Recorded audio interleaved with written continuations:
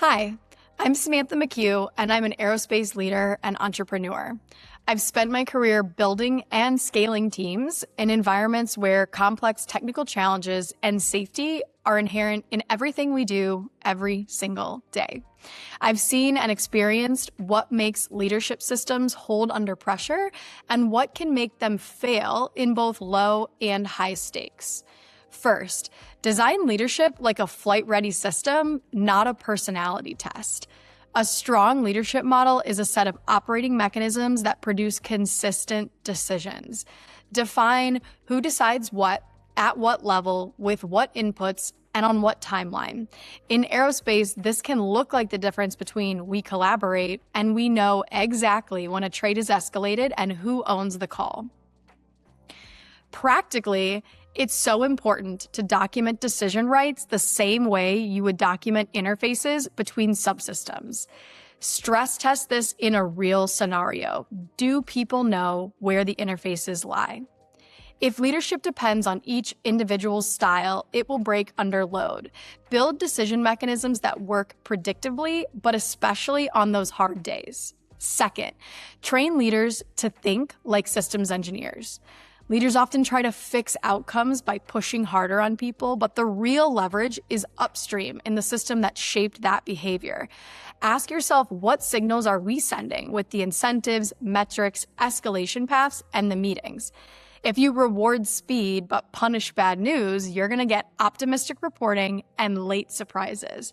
However, if you say safety first, but schedule pressure makes it impossible to pause and recheck assumptions, you're designing failure into the process. It's so important to treat recurring issues as design flaws. Map the inputs, constraints, and feedback loops. Then change the system so the right behavior is the easiest behavior for every person on the team. Culture's not vibes, it's engineered. Leaders who can see feedback loops can change performance without burning out their teams. Lastly, build a leadership model that makes risk speakable early and before it becomes extremely expensive. The best aerospace teams cannot avoid risk. They surface it early, name it clearly, and manage it aggressively. That requires psychological safety and structure, though. Make it normal to raise a concern with evidence and make it safe to be wrong. Use simple, repeatable prompts.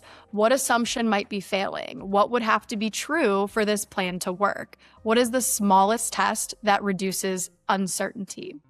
It's super easy to install a lightweight risk rhythm, a short weekly review that focuses on assumptions, interfaces, and changes, not on blame. Then track how quickly risks are escalated and resolved, not just the focus on how many you actually log.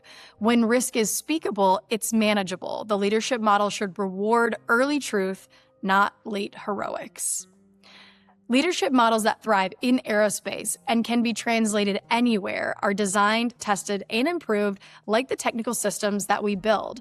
They clarify decisions, engineer culture, surface risk early, and lock down accountability at the interfaces. If you lead a complex organization, take one step this week. Pick one recurring problem and ask, what in our leadership system is producing this? Then redesign that mechanism and measure the change.